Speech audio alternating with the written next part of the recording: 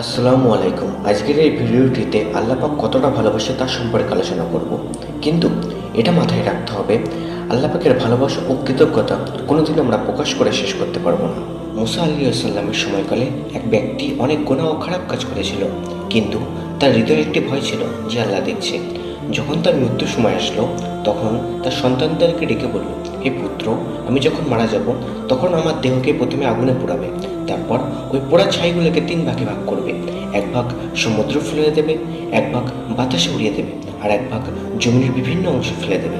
হঠাৎ তার একদিন মৃত্যু হলো। তার সন্তানরা তার আদেশ পালন করলো। তারপর আল্লাহ পাক সমুদ্রকে আদেশ দিল, হে সমুদ্র, তুমি ছাইকে একত্রিত করে দাও।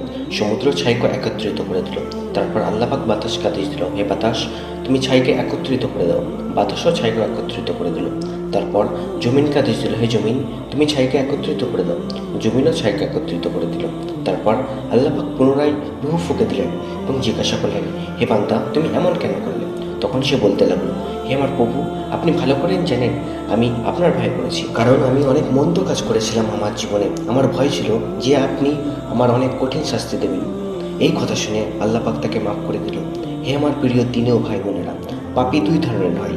এক ধরনের পাপী যে পাপ করে উদ্ধত স্বীকার করে আর অহংকারের সাথে বলতে থাকে, আমি আমার জীবনে এই মন্দ কাজ করেছি।